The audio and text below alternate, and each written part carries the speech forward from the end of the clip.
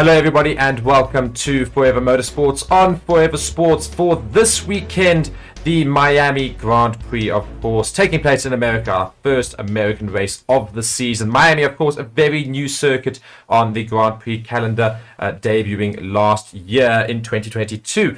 And it's hopefully building up towards what could be a very, very good weekend. Lots of news to talk about, lots of things to go through, and of course we do have expert analyst and commentator Reese, who's with us. Hello, Reese. How are you doing?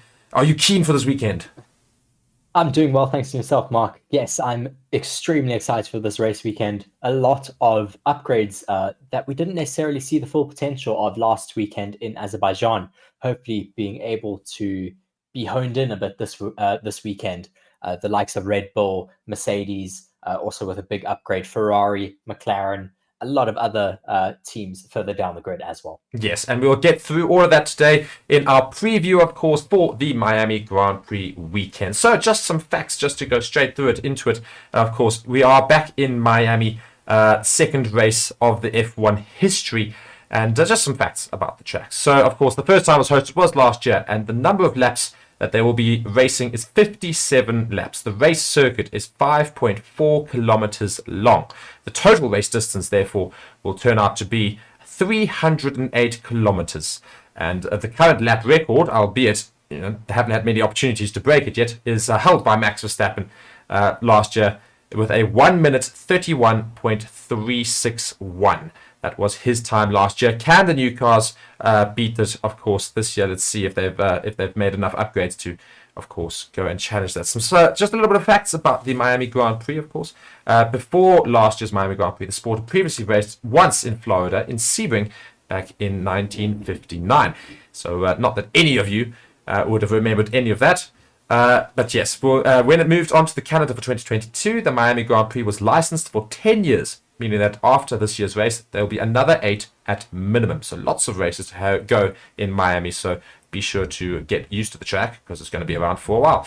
Miami is the 11th different location in the USA that has hosted a Formula One race. Crazy, isn't it?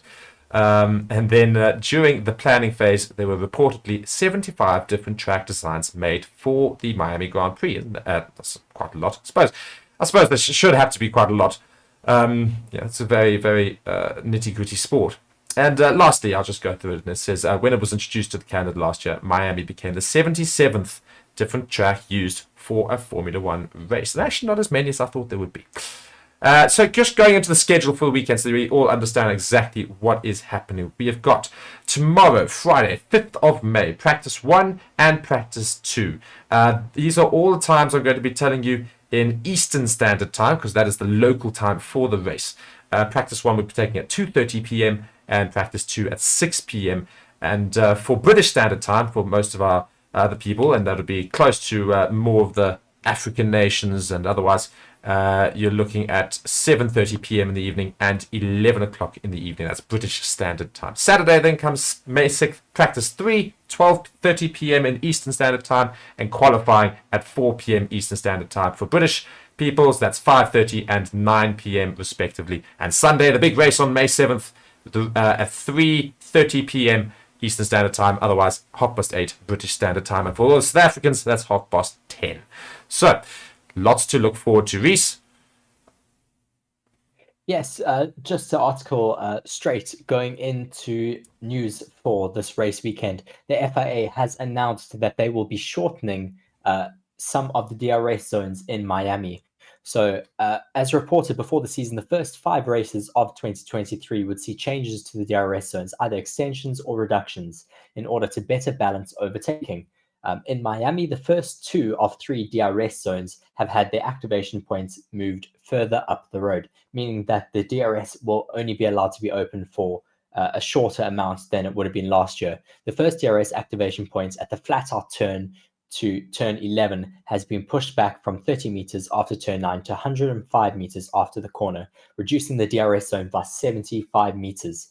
The second DRS zone on the back straight has also been shortened by 75 meters and now starts 525 meters after turn 16. So quite some significant changes to the DRS zones here. Do you think that will make a big change in overtaking here in Miami, Mark?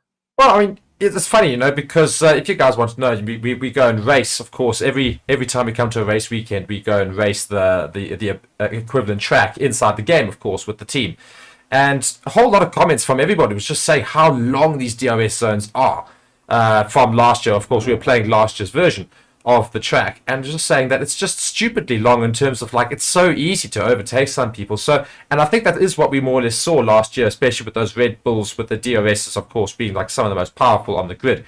They found it so easy to make use of DRS to get ahead of everybody last year, and shortening the DRS zone would, of course, result in Red Bull having a less opportunity, I suppose, in terms of it's a smaller space. I still think they're going to do absolutely fine with it. But what it certainly does do is it does reduce the ability for the attacking car to overtake the defending car and gives a bit more favor in the defender. Of course, having a shorter DRS zone, it's less time for the DRS to be open. Car in front can, of course, defend a bit better. And that's what we do want to see. We want to see some genuine defense, see cars right on tails for longer. So hopefully that results in better racing this weekend. Yes, for sure. Certainly looking very much forward to that. Going now on to Red Bull, Mark. Yes, indeed. As I said, big news, of course, this, and I'm just going to pull across the news studio here. Red Bull have, of course, and Reese obviously alerted me to this immediately, but they have going to try and curb the curse of a special livery for this weekend. It's a really, really, really cool livery, and I would love to just try and get it to come across, but for some reason I can't get the image up. But nonetheless, we will get the image up as soon as I can. But it's a very, very cool car. So basically what's happening is they've pinstriped it with a purple, a red, and like a very light blue going across the whole car from left to right. And of course, it's very Miami, of course.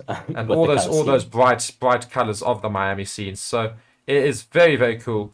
And I can't wait to see it now. Yes, very, very exciting to see that Red Bull is allowing fans to design the livery for their cars for 3 of the races this season. All of the American circuits are being, their cars are all being designed by a fan for each of the American circuits. That's it. I'll just read through it. Sorry, I was just trying to get my image up, and I've got it now. So, let's say, they're going to do 3 fan-penned designs across the whole campaign.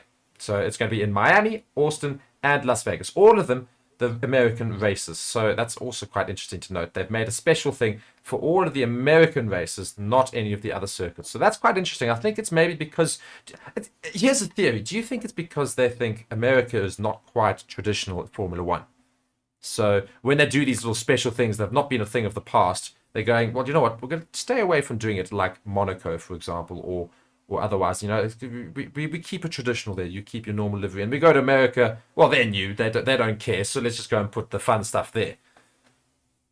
Well, I think it's also a very good marketing tactic. I mean, we've seen how Formula One as a brand has been trying to attract the American market more and more. I think this is Red Bull's way of doing it as well. Of course, Red Bull signing with Ford for 2026. They just influence our design at the 3 USA races is something you just don't see other teams doing, said Horner. It is important to the team to be able to involve our fans in what we do and give them unique opportunities like this. I think Martina has done a great job, and the livery looks incredible when you see it in real life. The design keeps the ethos of who we are, but introduces Miami to the Red Bull 19 as well, with the RB19.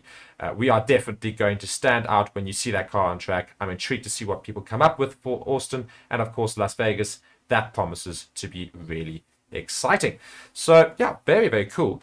But as I said when I started this whole thing, there is normally a curse when it comes to special liveries for race weekends. Well, you say that, but I mean, it hasn't necessarily been a curse for all of the teams. I mean, it's certainly been a curse for Mercedes when they ran that heritage livery in Germany. That did not go well. No, it was a shocking day out for them.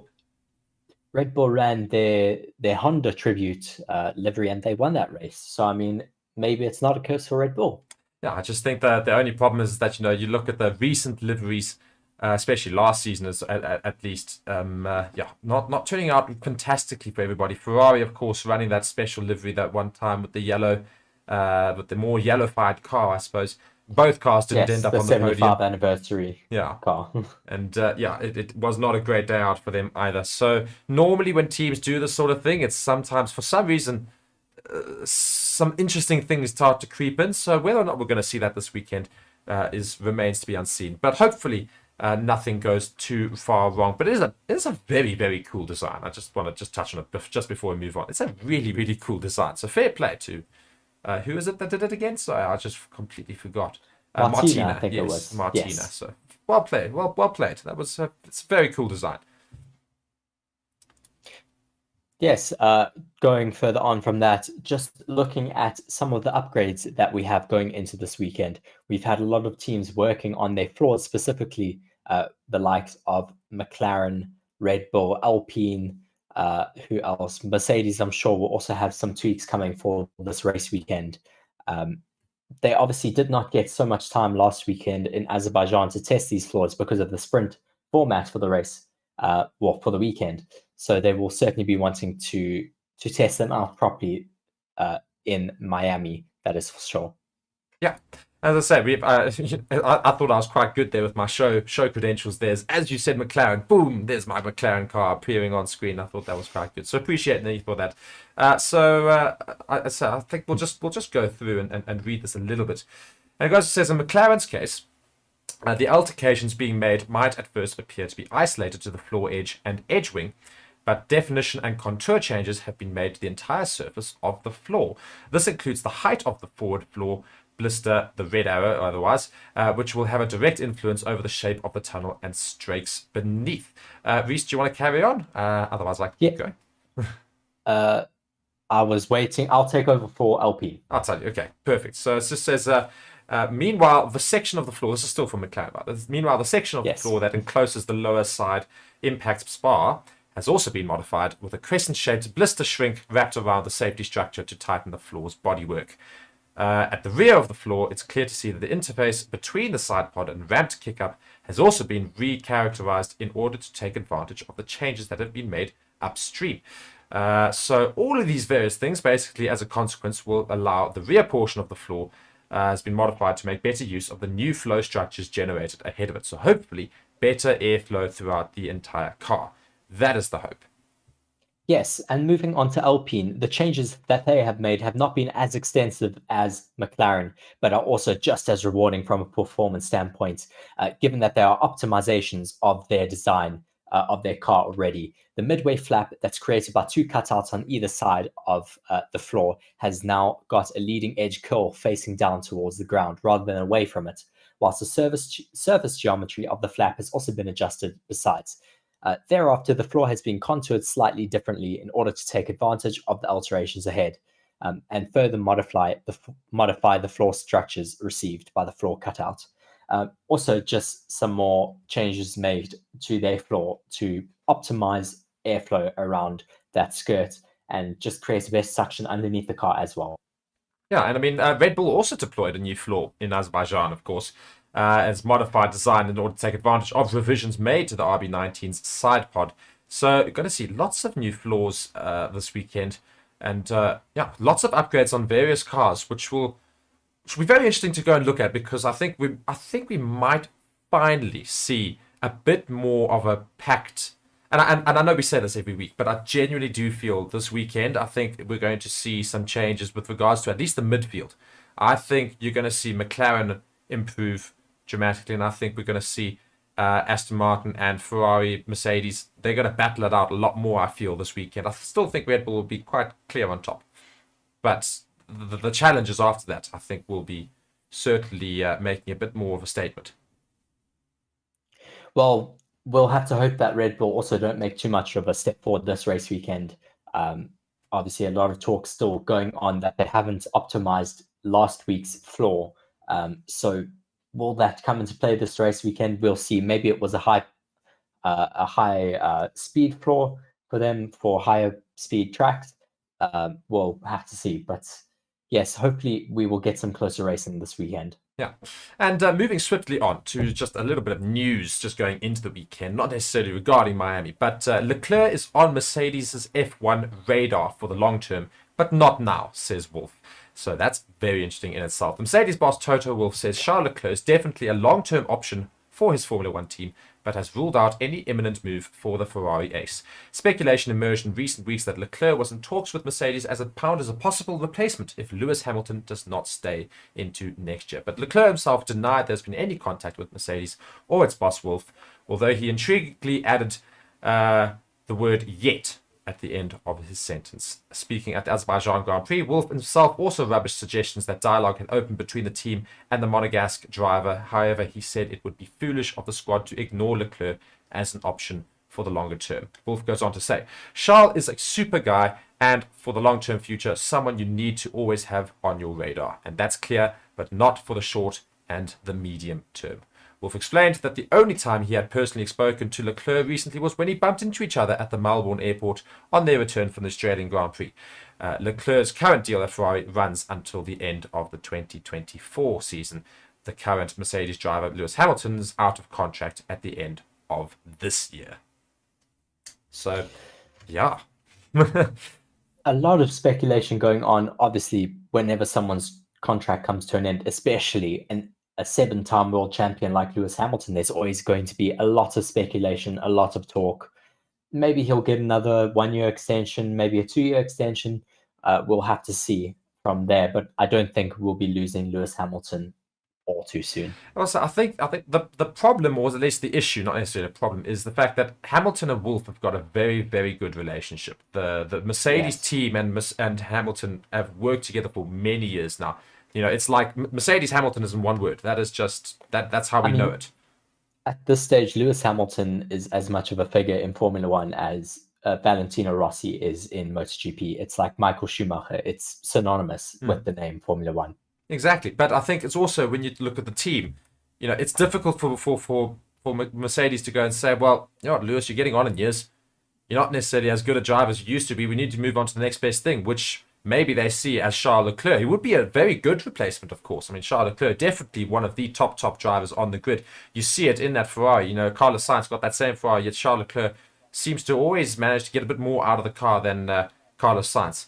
And I mean, we see that most in qualifying, where he outperforms sometimes the Red Bulls in a Ferrari that shouldn't be there. Exactly, as I say. So Leclerc's driving credentials are certainly there to say that any top team would have him. Red Bull would happily have him, I'm sure, if they were given the opportunity at any point. Imagine a Leclerc-Verstappen partnership. That would just be absolutely ridiculous. I don't know. I would not want to be Christian Horner. No. You were leading that team. Gosh. No, not at all. But as I say, so when Mercedes do need to replace a driver, Leclerc is certainly up there as the ultimate choice in terms of best driver on the grid. You look at Max Verstappen.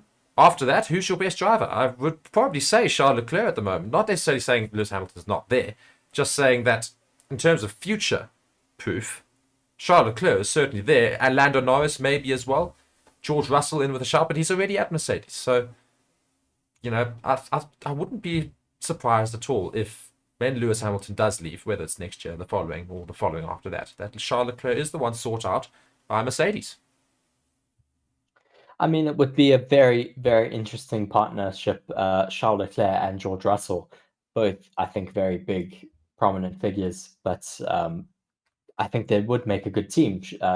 George has shown that he's a very good team player, as well as Charles has also shown he's a good team player.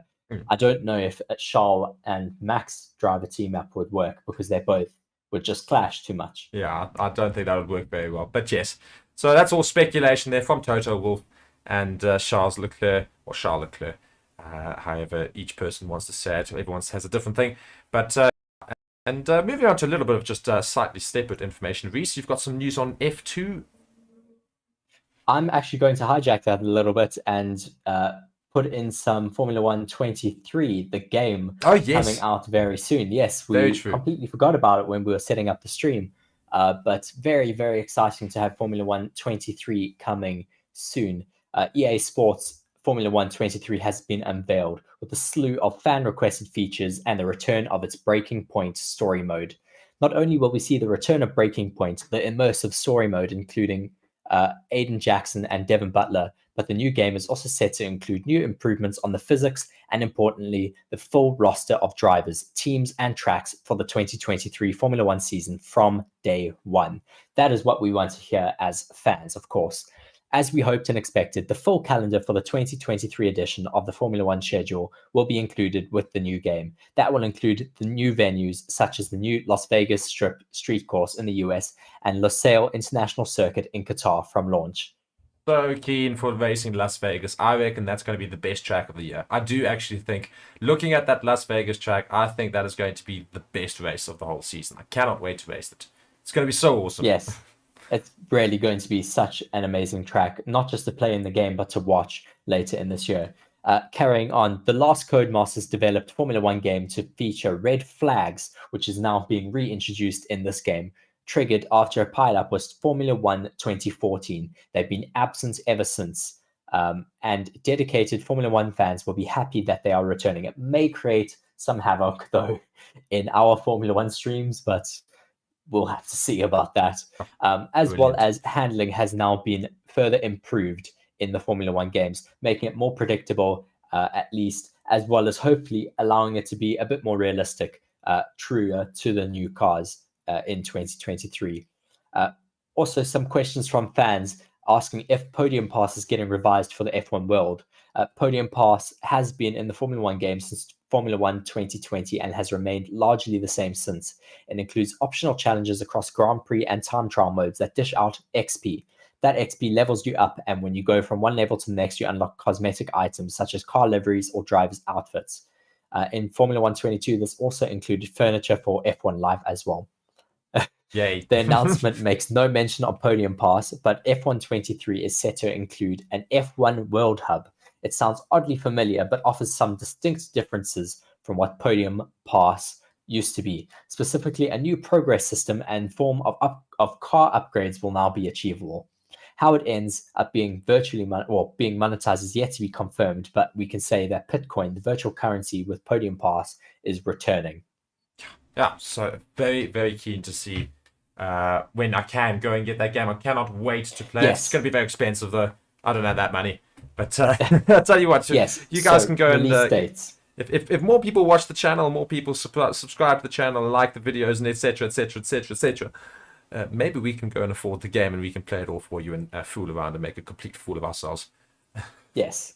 So the standard edition of EA Sports Formula 1 23 is set for release on PC via EA app, Epic Games, and Steam, as well as PlayStation 4, 5, Xbox One, Xbox Series, and all the rest on the 16th of June. The digital exclusive of EA Sports Formula 1 23 will be released on the 13th of June. So pretty much almost my birthday. So give me a birthday present, people, please. Is that a hint? That's a hint, nudge, nudge. No, I'm joking. But yes, so the game, very, very keen to see that game. And then, as I say, to go and race around Las Vegas and some obviously improved circuits as they have changed a little bit for this season. And yeah, just moving on to a couple of last articles before we finish up the preview for the weekend. Do we want to go over Behrman, Reese? Yes, I think it would be a very interesting article to read out. So just looking in Formula 2 at the moment, some talent hopefully coming into Formula 1 in the near future. Oliver Behrman, who is a Ferrari Driver Academy driver in Formula 2, has taken both feature race wins in 2023 so far in Formula 2. Red Bull junior team driver Enzo Fittipaldi secured his first podium of the year in Formula 2 ahead of ART Grand Prix and Sauber Academy driver Teo Pourchaire. Behrman, who held the lead from pole at lights out, as Pourchaire made quick work of Fittipaldi for P2, with Behrman obviously taking that race win. Behrman is looking very interesting to watch in the future. We could hopefully see him in Formula 1 very soon. And as I say, we talked about Charles Leclerc earlier in regards to his potential moving to Mercedes in the next few years. Maybe Charles Leclerc does leave and the replacement is, in fact, Oliver Behrman. So that would be very interesting to go and follow as well. It's looking like they may need to replace Carlos Sainz, so we'll have to keep an eye on who Ferrari have seats.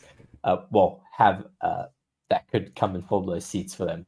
Do a driver swap, send Hamilton to Ferrari. Well, there's been so many So many rumors about that as well. So Dear, shocking. But yeah, lots of potential moves coming up. But very good to go and watch F2 as well, people. Really, really cool. You go and see basically the Formula One drivers of the future.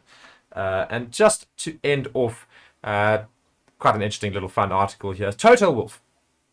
He is going to go and teach an MBA course at the Harvard Business School. How cool is that? Mercedes Formula One team principal Toto Wolff has extended his relationship with the Harvard Business School by becoming an executive fellow and guest lecturer. The Austrian will teach a course for first and second year MBA students under the title Mercedes F1 Leading a High Performance Team. The course will take place in January 2024, taking advantage of a rare, relatively quiet period in Wolff's usual hectic schedule as boss of the Brackley organization.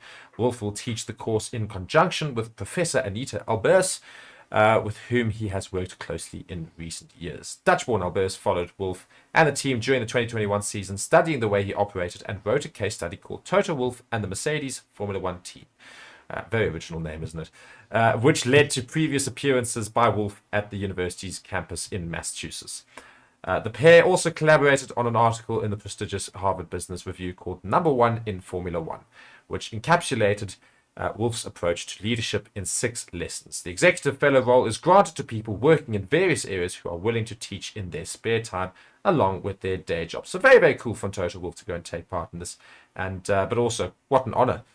To be asked by the top university in the world to go and explain exactly how you do things, because that's what people want to know.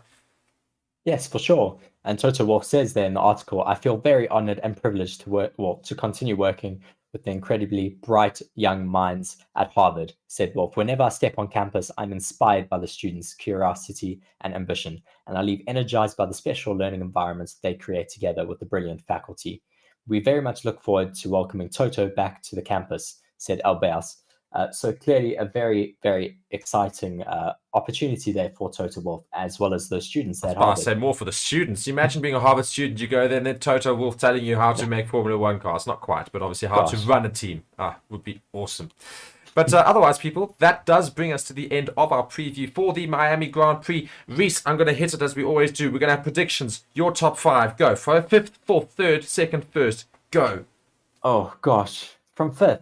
Yes, from 5th. Because I really want to introduce other drivers into this, not just the podium places. 5th, Lewis Hamilton, Carlos Sainz, P4. Lance Stroll, P3. Gosh. Can I change Lance Stroll with Fernando Alonso? I was about to say, I made such a reaction. I was like, why Lance Stroll out of the 2? Sergio Perez, P2, and Max Verstappen, P1. So you have Carlos Sainz higher than Charles Leclerc? Well, let's see. Yes, I know, I did put you on the spot there, so you might well change that. But nonetheless, I'm going to go with my top 5 here. I'm going to say Carlos Sainz, P5. I'm going to say Fernando Alonso in P4, Charles Leclerc, P3, and then Perez 2, Verstappen 1. I think that's my top 5, and I wouldn't be surprised at all if we did actually see that. I'm sure Mercedes will sneak in somewhere. Maybe Fernando Alonso sneaks onto a podium again in that 3rd place. Well, let's see what upgrades Mercedes bring this weekend. We will obviously be watching that very closely starting tomorrow evening. What time did you say, Mark? As I say, Eastern Standard Time. I think, as I said, it was 1:30. But anyway, we'll be streaming from about, we'll probably go live at about 9 p.m. South African Standard Time. So now. So pretty much now, tomorrow, exactly 24 hours. But obviously this is a recording, so it is 9 p.m. currently. Very keen to go and watch that. And of course, be sure to subscribe to the channel, like the video, comment, tell us your thoughts about what's going to happen this weekend with regards to Miami. And be sure to watch the channel and subscribe and turn on all the notifications so that when our live streams do go up, you can be notified. Come and join us and we can chat live throughout all of the sessions this weekend in Miami. Reese, any final thoughts on what's going to happen this weekend? Well, I hope we get some shakeups with the upgrades coming this race weekend, but we will have to see. Very exciting race weekend ahead of us, so please do join us. Indeed. Perfect, guys. Thank you so much for watching Forever Motorsports on Forever Sports. I've been Mark, Reese has been Reese, and we'll see you this weekend. Goodbye.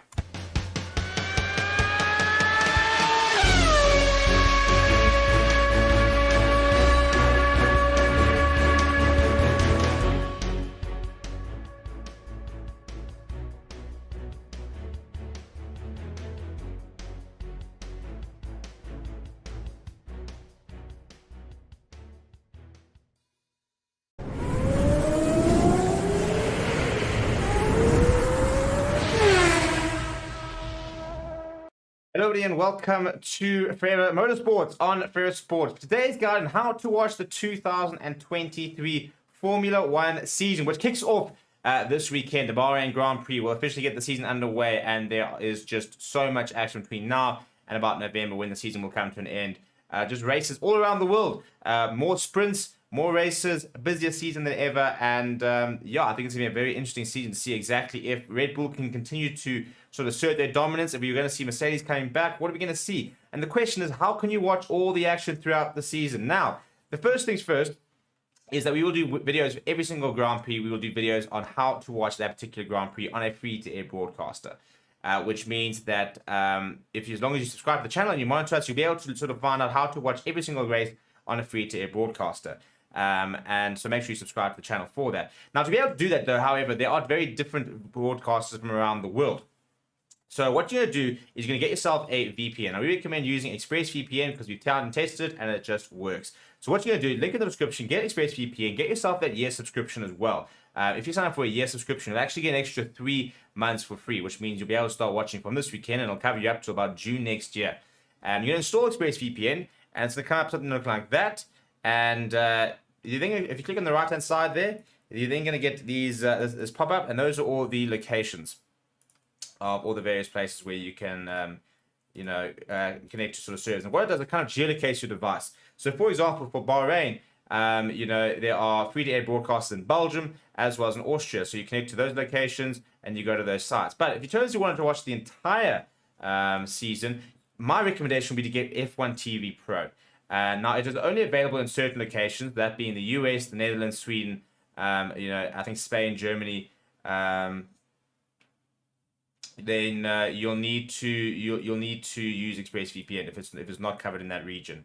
And again, so what you do is you go on ExpressVPN, you go and select the United States, and then all you do is you turn it on. As soon as this goes green, it means that you are currently connected to a server in the United States. You're then going to go and sign up for F1 TV Pro, which is $45 for the entire year. Alternatively, it is $5 a month, which is really not a lot of money. And you can get so many more things. You can watch onboard footage with individual drivers. You get behind-the-scenes content. It really is the best way to watch Formula One. However, you can only watch it in those regions. And that is where a VPN, like ExpressVPN, will come in clutch and enable you to really sort of get the most out of F1 TV. Check out the description for a sort of step-by-step guide on exactly how you can do it. Apart from that, we'll see you guys throughout the season.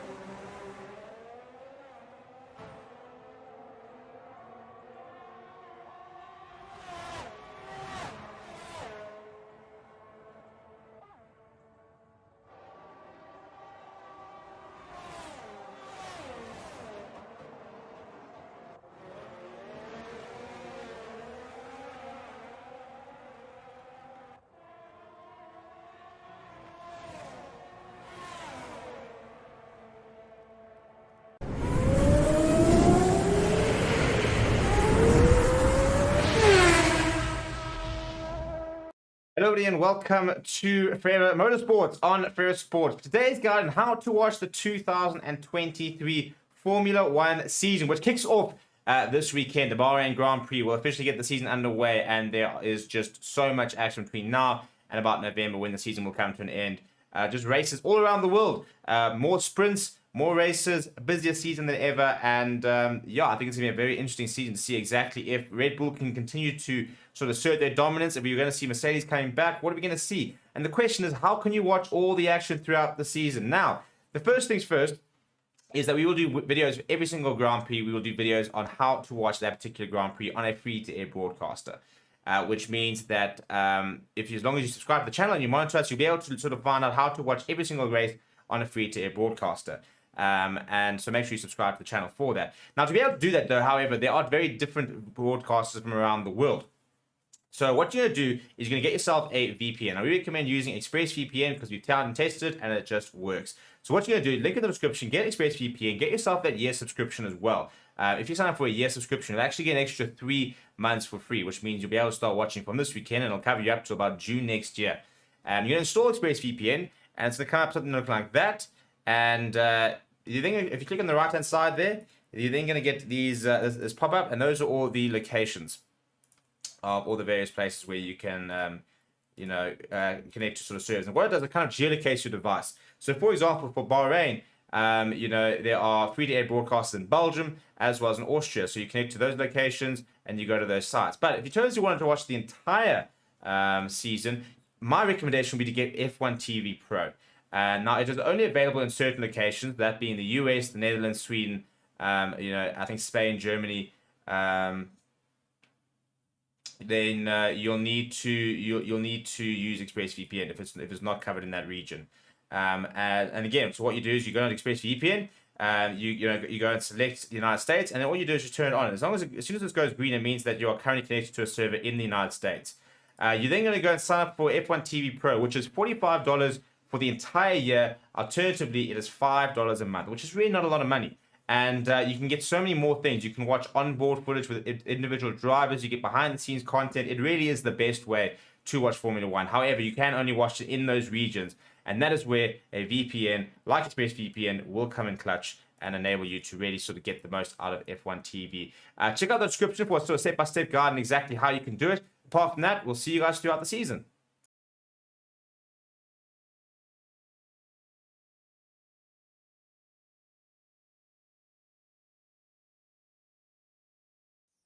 Hello, everybody, and welcome to Forever Motorsports on Forever Sports. You're joining me, Mark, and Reese, of course, in the live studio for today's practice 3 in Miami for the 2023 Formula One season. Reese, how are we feeling going into the last practice session, of course, before qualifying later this evening? Yes, I'm doing well, thanks to yourself, Mark. Looking forward to this practice session ahead of qualifying. Obviously, the last session that the teams have to get their setups perfect before qualifying. They will be wanting to do some more this afternoon, as well as some race simulations for sure, wanting to see how their car is going to go with tire degradation, as well as just set up for the long race ahead of us tomorrow. Yes, of course. And just looking at the pictures here from Miami, of course, just before we get going with practice, still got about 14 minutes left until practice gets going. But just looking at it, that's what a picturesque scene that is. A beautiful day here in Miami, and obviously the Hard Rock Stadium right in the middle of this track in Miami. I mean, what a setting it is. Obviously, this new track obviously joined last year to the series, and we'll be here for at least 10 years, for another 9 years after this race, of course. Yes, a great track to add to the tally of tracks that we now have in a season. Certainly is one of my favorite tracks to watch. It brings some good overtakes, brings a lot of action as well as drama as per usual, and you see a lot of celebrities out in the crowd. Yeah, I would say. I mean, you're obviously in America, so we've got all the celebrities out there. We saw Vin Diesel and Oscar Piastri having a bit of a... Elon Musk, I've just heard, is due at Red Bull.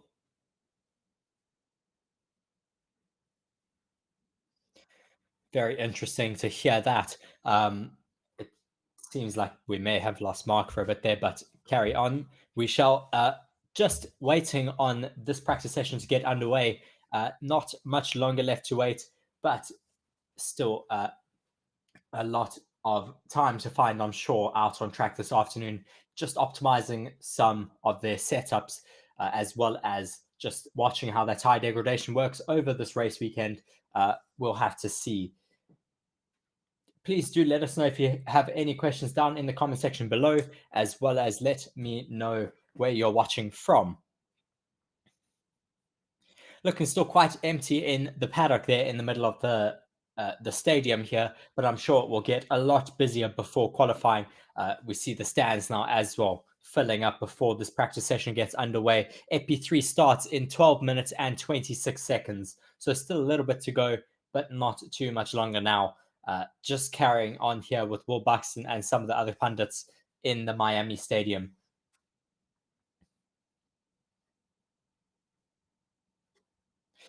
It's always an interesting track to come to here in Miami. We just see how it's really like the glitz and glam. It's similar to Monaco in a sense that you really do have the high rollers. You have a lot of the Hollywood stars, such as Vin Diesel and who else have we seen in the past? I think last year Tom Cruise was here. Brad Pitt is a big talking point at the moment. We are supposed to see him at the British Grand Prix. He is going to be driving in supposedly a Formula 2 car, doing some demonstration laps for filming purposes for the new Formula 1 film that is coming out, which Lewis Hamilton is involved with. Still, a lot of unknowns about that movie, but I'm sure we will find out a lot more before it is released. Yeah, still not much to look at right here in the live coverage, but I'm sure we will see some more tech analysis a little bit sooner. Just watching Carlos Sainz now, as I say that Carlos Sainz has popped up on the screen, watching him getting ready to get in his car. He's got his overalls on, just waiting for the session to start so he can get into his car.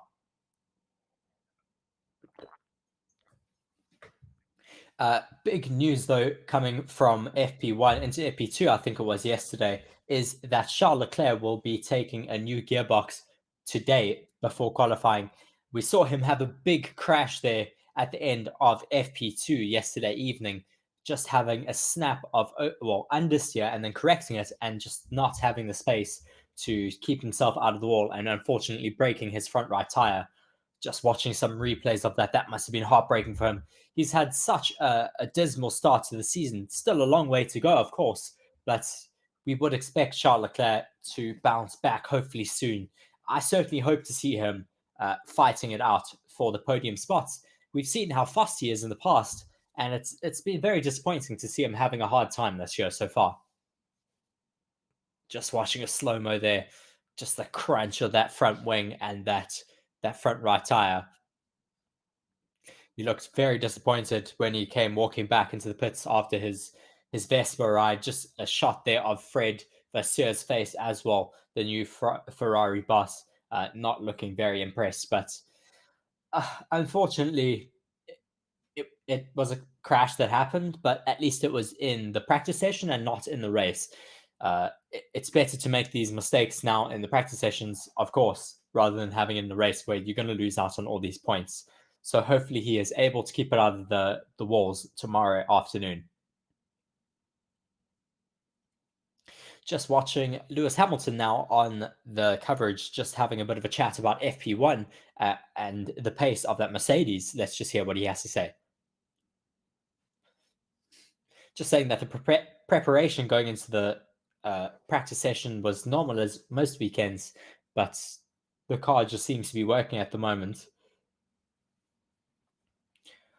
I think this was actually after FP2, because now he's saying, yes, they were struggling with pace a little bit, though. So, yes, FP2, just saying that they didn't get the setup as good from FP1 into FP2, just not making that evolution like the rest of the teams were able to make on the evolving track.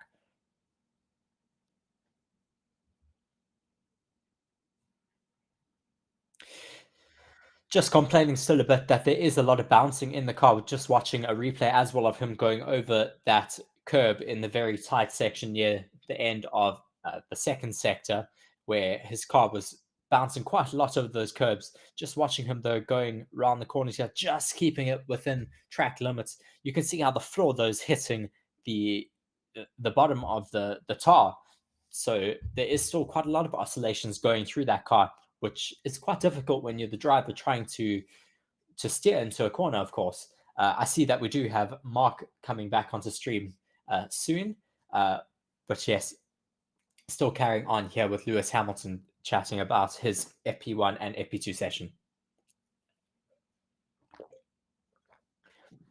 Just saying that it's a bit like a kick in the gut compared to the 22 car, that there's been no evolution really. He's getting quite frustrated now, which is to be expected, of course. He's a 7-time world champion and he's got a car that is not competitive at all. You're going to get frustrated, but we'll see if he is going to sign again with Mercedes for 2024 onwards. But at this moment, it's really still quite an unknown. Just hearing that Mercedes do have quite a big upgrade package planned for Imola, which is the next race in 2 weeks.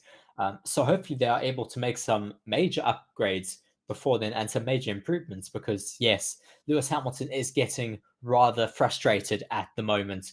As I said earlier, you can't really blame him. I mean, yeah, he's been in such a competitive car from almost his first day in Formula One, and now he's really nowhere. He feels that he should be fighting at the front with Max Verstappen and Charles Leclerc, but he is rather stuck back with George Russell in that Mercedes. We've seen, though, how George has been able to extract more performance from that car at times than Lewis Hamilton. Still, yesterday we saw George being able to outperform. Was able to see Lewis outperform George yesterday, which is a bit of a change up. So maybe Lewis is getting a little bit more comfortable. Maybe it's track dependent. Maybe Lewis much prefers this track much more than George does. But still very interesting to see Lewis ahead of George after he has been struggling so much in the car this season and last season.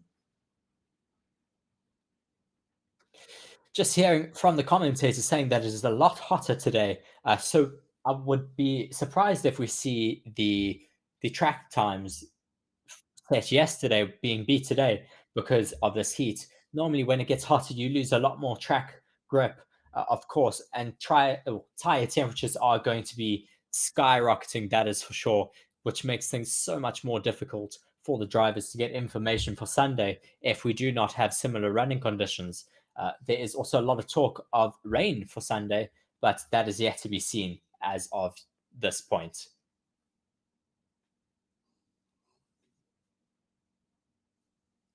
Obviously, just talking about the fact that there is not many surprises here. So we don't see a lot of tire rubber being put down on that track. So there's not a lot of evolution that happens from one day to the next. But not a lot longer left to wait until this next session. 5 minutes and 20 seconds to go until FP3 gets underway. Just having a good look at that Hard Rock Stadium with the track nestled in between us. Amazing that they are able to make such an incredible track out of what is essentially the car park of this Hard Rock Stadium.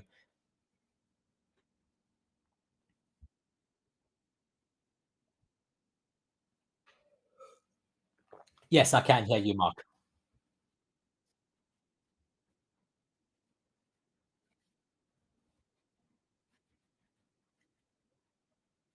Yes.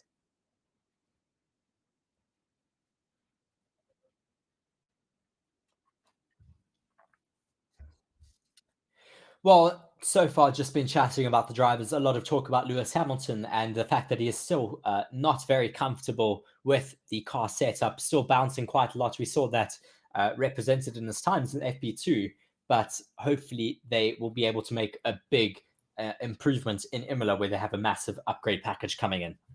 Well, certainly. I think, yesterday they did manage to at least put in some decent times in that first practice session. Hopefully they get rid of that porpoising, or at least some of those issues they're having in free practice 2. But if they should fix them today in free practice 3, of course, it'll make for a very interesting qualifying session later. Charles Leclerc putting in some quick times as well yesterday, obviously before his crash. So maybe we've got some more competitive cars in the grid at the moment. Yes, well, that is certainly the hope. We'd like to see the Aston Martins fighting it out for the top positions yet again. They've kind of fell back a bit in Azerbaijan, which was unexpected compared to the first few races of the season, but they look a bit more in contention this weekend. That is certainly the hope, at least. Just looking at some temperatures at the moment, 28 degrees Celsius is the air temperature at the moment. Track temperature being 45 degrees Celsius, 113 degrees Fahrenheit. Quite hot on the track temperature. So we will not be seeing any track. Sorry, Mark, you just bumped your mic there. Oh, we sorry. will not be seeing any new track records being set, but still should be getting some good running here today. Yeah, as I say, it's a nice shiny day over there, so it should hopefully be fine. But yeah, Red Bull's still, I think, going to pretty much fly away with it at the moment. It just seems to be so much stronger than the rest of the field, and I'm assuming that this practice session, we're just pretty much going to see much of the same, perhaps. Yes, I think we're going to get quite a lot of race runs here this afternoon. Not too many quali runs with this heat. It is looking quite gusty, though, just having a look there at the fan zones where they have umbrellas, which are really just being buffeted around in the wind. So the crowd is building at least a little bit more than yesterday, of course, with qualifying late and also being a Saturday, so people are not at work as they were yesterday. But yeah, I mean, at least the crowd is building a bit more today. Yesterday wasn't quite as crowded as it probably could have been, but it's still a very, very cool circuit for all these fans to go there. So yeah, we should get underway in just about 2 minutes' time when practice will get going. We see all these cable cars going over the track as well, so it's very unique elements. So yeah, very, yes, it very is a cool very unique track here. It's certainly a very, very cool track to come watch Formula One on for sure, which will be a massive attraction to all of the American fans. I did see, though, that tickets were quite expensive. As we see now, Elon Musk in the Red Bull garage having a chat to Christian Horner, Elon with his son there in the Red Bull garage. He must be a guest of Red Bull for the weekend. Yeah, clearly, I say Christian Horner chatting to him. So yeah, must be quite nice over there. Of course, being one of the richest men in the world, you do have some privileges such as this, going and just chilling in some garages and seeing the cars in that Red Bull garage. I mean, must be quite a privilege, of course. And for his son, of course, what an experience as well. He's very young, but he should remember this for a little while as well. Yes, and it was his son's birthday, I think, a day or two ago. So that will be a great birthday present for his son, I'm sure. But yes, always cool to see so many celebrities here in Miami. Carlos Sainz in his car getting ready to go out on track. Not much time left until we get underway here for FP3. Looking at Lando Norris here, of course, practice 1, he finished in 16th, whereas practice 2 put in that really, really quick lap, coming in 6th place, and putting in that first blitz lap, basically, to go and put himself right at the top in those first few quali sims we saw in practice 2 yesterday. Do we think that perhaps Norris might have found a little bit of pace in that McLaren? Also looking at Logan Sargent there, he also looked like he was certainly a little bit beside himself yesterday in Pre-2. So will he also be able to manage his emotions a little bit better today? Well, let's see how he performs. I don't know, as you said, we don't really know if he was crying in the car yesterday, but I'm sure it will be very frustrating for him being at the bottom of the timesheets at his own race. Well, his home race, I should say. He is still very young, has a lot to improve, of course. He is still a rookie, but I'm sure he has some improving to do today. Yeah, so we've got practice 3 underway, the final practice session for the weekend in Miami, and we've got 59 minutes left of practice. And I see here we've got a very early entrance here for Ocon, the only car who's made himself made his way onto the track, and quite a bit of a difference to the practices yesterday, where yesterday the practice started and everybody made their way out on track ASAP, and today only Ocon has made his way out. Nobody else is that keen to get out just quite yet. So yeah, I mean, Ocon, what do we expect to see from Ocon today? Well, I think we had a bit of a standout yesterday from was it Pierre Gasly? Yes, it was Pierre Gasly, was performing quite well. So, I mean, Ocon is the senior in that team, so he should be able to extract a bit more performance from that car. We should hopefully see him in the top 10. As we now see Lewis Hamilton coming out on track with 58 minutes to go. Ooh, getting quite close to the Aston Martin of, is that, yes, it is Fernando Alonso. They got very close there with Fernando Alonso being released into the path of. It was close, but I don't think it was unsafe. Yeah. But a little bit of a funny thing there. I almost feel like it was a little thing from Aston Martin. They just sort of waited for Lewis Hamilton to get a little bit close and said, you know what, we're going to release him just in front of it, just to sort of add a bit of I don't think edge. it was intentional. I It's don't think it was Everything's intentional, but You I have to add mean, drama. Drama's everywhere. yeah, so we currently have out on track Esteban Ocon, Lance Stroll, Fernando Alonso being released in front of Lewis Hamilton. The rest of the grid are still in the pits. We still have yet to see Max Verstappen and Sergio Perez in the Red Bulls out on track today. And interesting there, it also looks like Piastri's not going to make his way out onto track anytime soon. Still not even inside the car, and the helmet's not on or anything. So going to wait a while for that McLaren to make his way out there. But hopefully we'll have some more cars onto the grid as soon as possible. And of course, if you guys are watching, be sure to let us know where you're watching from. Like the video, subscribe to the channel as well. We really do all appreciate your support. And of course, we'll be doing all of the streams this weekend. Hamilton on the radio here saying front tires are vibrating already. So the same issue that George Russell had yesterday again. What is going on with Mercedes this weekend? Both cars having similar issues. Lewis Hamilton hadn't had any of those issues throughout FP1 and FP2, but now all of a sudden these gremlins are creeping into his car. Maybe they swapped cars. I doubt it, but you never know.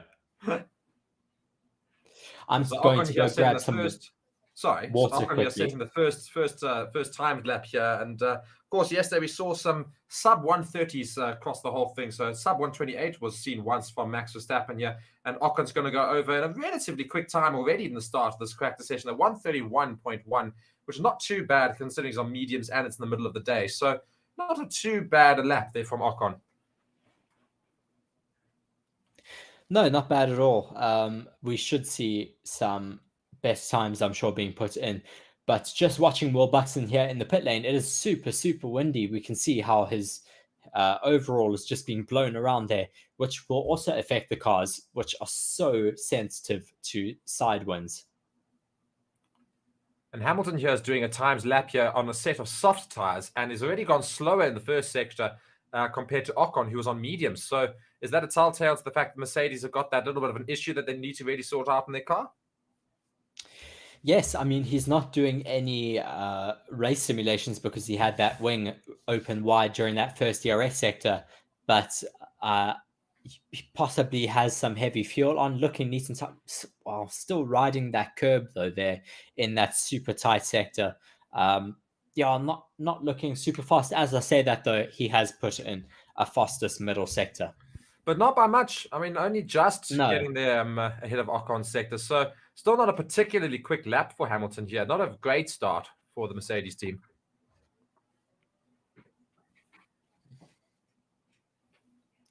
Yes, just coming through the final corner now, approaching that DRS zone. DRS now wide open, and he puts himself into second place with a 131.1. Only 0.022 seconds off of Ocon on a set of mediums. That obviously means that Hamilton clearly had an issue in that first sector because lost some time there. You just see a little bit of a... Yeah, he had a lockup. A little bit of a lockup there as he takes that left-hander. And shouldn't have lost too much time, though. I think just also riding that curb might have lost him a bit of time as well. See, he's really struggling in that chicane over there. Oof, my word. Lots of bounce. And we see a Ferrari out, and I've got a whole lot of cars now starting to make their way out into the grid. Carlos Sainz setting some faster times already on the set of softs as well. Charles Leclerc is chasing him down. Let's see what sort of times he puts in the second sector as well. Carlos Sainz currently got two purple sectors, first and second, and Leclerc following closely behind. Yes, Leclerc also going quite fast at the moment. Will he be able to beat Carlos Sainz's time, though? Both on soft tires. I assume both of them will be on similar run plans right now. Carlos Sainz now approaching the line. Where does he put himself? Into first with the 130.7 on that set of softs, putting himself ahead of Esteban Ocon. Charles Leclerc now approaching the finish line. Where does he put himself? Into second. Only into second, yes. A little bit behind his teammate. 0.3 seconds behind him at the moment. And I see the two Red Bull cars have made their way out onto track. Both Perez and Verstappen now going to make their way around. I'm interested to see what tires they're on, and hopefully we can see some good times from them. The Aston Martins, what I'm confused by, is they're on another out lap. Of course, they went out before the Mercedes, so weird that we haven't got a time from them unless they went back into the pit straight away. Yes, then they have just done an installation lap, which is where they go out of the pits and they pretty much come back in immediately. They just go and check out that everything in the car is perfect. They're happy with the balance. Then they'll come back in, get the car ready to go, do some runs, and then they'll go back out again. So today I do have a Mercedes fan alongside me who is very much watching this and going, oh, no, I'm not so sure if Mercedes have got the time today or they've got the speed. So he'll be watching with great interest, of course, and I will be making some jokes along the way should Mercedes really stuff around. As we do see Red Bull here starting what looks to be a quick lap here. There's Perez on a set of soft tires as well. Yes, he has set across this first sector right now. Just a little note, we did see Felipe Massa in the Ferrari pits over there. Very cool to see Felipe at the track here, watching alongside the Ferrari team. Will be interesting to see what comes out of his, well, if he does pursue a lawsuit to investigate. I think it was the 2007 World Championship, was it not, Mark? Yes, 2008. Let's see what Perez does in the second sector. Yes, wow, quite a lot up on the Ferraris at the moment. As wow, both Alpines go ahead of the Ferraris with their mediums. So I'll say it's quite interesting to watch the Alpines suddenly putting a little bit of a name for themselves in the opening minutes of this session. Perez is still going to come around. I'm sure he's going to put the new fastest time, and it could be a sub 130 quite easily. In fact, it could even be a sub 129, almost a sub 129, but still a sub 130 there for Perez, a 129.2. So a very good lap there for Perez, already establishing the Red Bull dominance early on in the session, and all of the other drivers are going to have to try and follow up with some better lap times.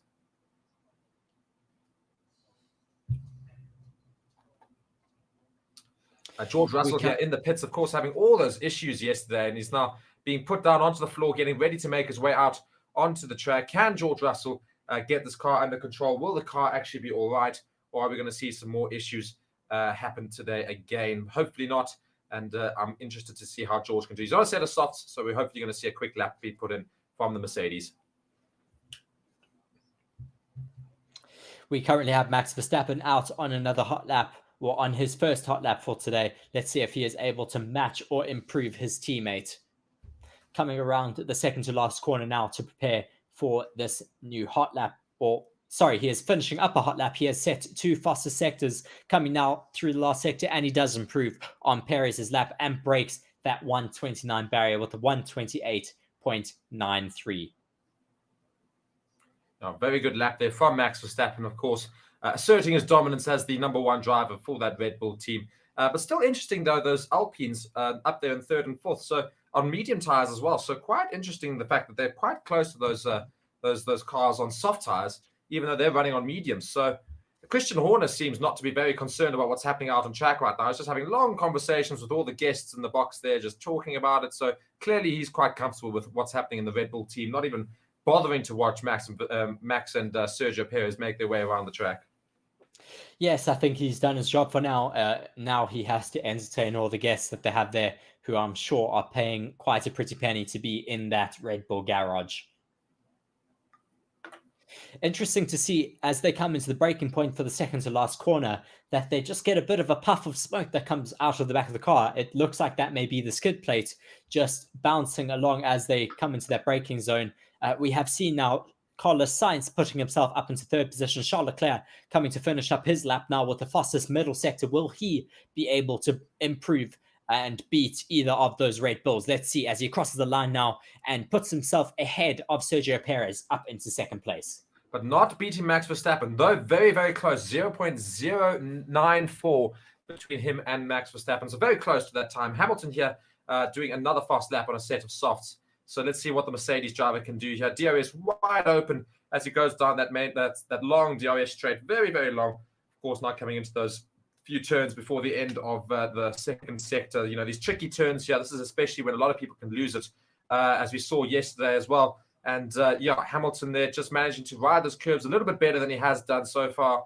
And let's see how he fares in the second sector. It's a little bit slower, 0.5 seconds behind Max Verstappen's time, but still quite quick. Should put himself up near the top 4. While you are talking about them, we still have those Alpines who seem to be finding quite a lot of pace out on track. Gasly putting himself up into 5th position, only 0.8 seconds. Oh, big lockup from Hamilton. Just interrupting myself there. Back to Gasly, who is currently 0.8 seconds behind the leader of Max Verstappen. Very good time set on those mediums compared to the softs of Max Verstappen. Those Alpines are doing very, very well. Quite rapid out on track. I mean, the fact that Hamilton... Esteban Ocon slightly behind, 1.1 seconds behind Max Verstappen's fastest time right now. But still, very, very good times from those two Alpines. As we see George Russell now coming to finish up a lap. Where does he put himself? Currently in 10th position, puts himself up into 5th with a 129.5, also on a set of softs. So, I mean, Russell at least managed to get ahead of those Alpines on a soft set, but not that much quicker. So Alpine should surely be smiling with this, or maybe perhaps the difference between the mediums and the softs is not as great as it might be, and they're just putting some very good laps, the Alpines. They're probably just, oh dear, big lockup for Lewis Hamilton. That's probably why he lost a bit of time on his lap attempt there. Big lockup coming into that final second to last corner. Yeah, so that's going to ruin the tires a bit. It's going to put some soft, some flat spots there. So disappointing for him there, of course. Hopefully he gets all the issues sorted out. Not a great start to the session for Lewis Hamilton. No, it hasn't been a great start to the weekend at all for either car. Russell having issues in FP1 and FP2 with vibrations, and then Lewis Hamilton starting the day today complaining about vibrations in his car. And we can see how much that affects him. Hamilton's all the way down in 9th, while Russell's up in 5th.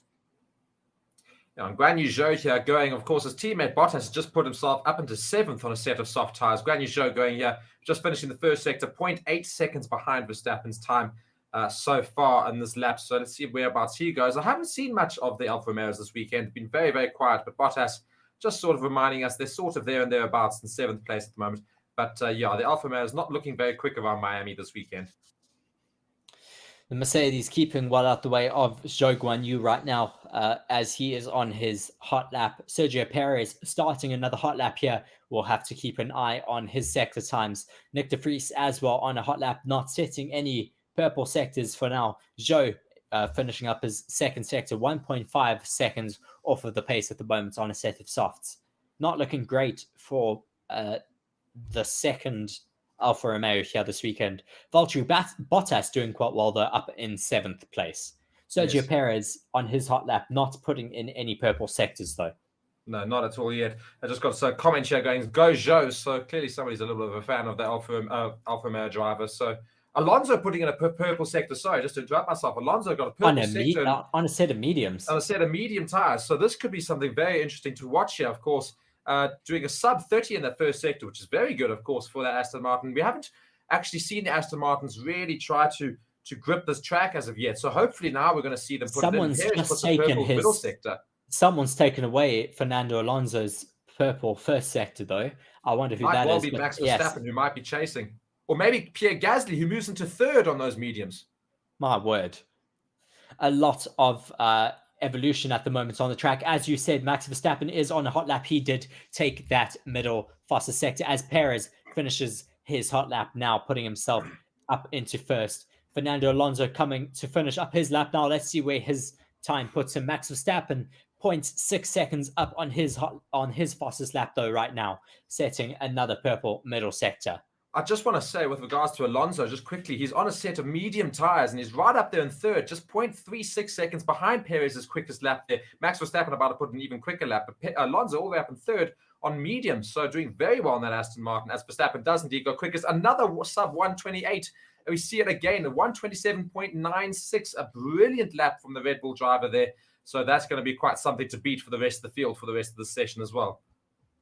Yes, I think we'll see these lap times tumbling a little bit more. I guess I'm eating my words a little bit by saying that we wouldn't see those times from yesterday being beaten. I think we very well may. We just heard the commentators, though, saying a little bit earlier that there were some clouds that came overhead and just cooled down the track a little bit, putting them at similar temperatures to yesterday evening, which just allows the tires to get a lot more grip out of that track.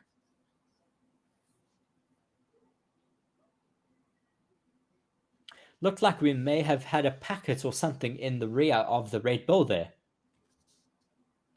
Very odd there. Yeah, I just also spotted that a little bit. So I have to keep an eye on that and see whether or not they'll have to come to the pits and just get rid of that. But nonetheless, that doesn't seem to stop them putting in those decent times. So should be fine. As we see, finally, the McLarens making their way out of track. Norris starting a quick lap. He did a very quick lap yesterday, starting the trend for all of those quali sims, and still finished in sixth with the sixth fastest lap there. So brilliant lap from Norris. Let's see if he can do the same sort of thing again. Of course, in this very similar conditions at the moment to yesterday, the temperature has cooled down dramatically on the track due to some cloud cover, as you say. So Norris going into his first sector. Let's see how he fares. Hopefully, he can be very close to Verstappen. I'd love to see McLaren just improve a little bit more this weekend, of course. He's looking very neat and tidy, though, out on track. I hate when they do this, though. They show us Norris going now. Well, there we go. They go back onto him. But they always end up cutting away from the driver when they're on a hot lap. Norris still not far away from Max Verstappen's time, but not quite close enough as Leclerc goes second at a 128.6 out of nowhere. Who knew that he was driving, apparently, because nobody seems to want to show us that. But Leclerc then goes and puts yes, both of the Ferraris are on some new tyres and are hopefully going to put in some fast laps now. Lando Norris handling that section really, really well. He could put himself quite close to Verstappen's time, just 1.3 seconds off. And of course, it's quite a slow McLaren these days. So doing quite a good job there, Lando Norris, on this quick lap here.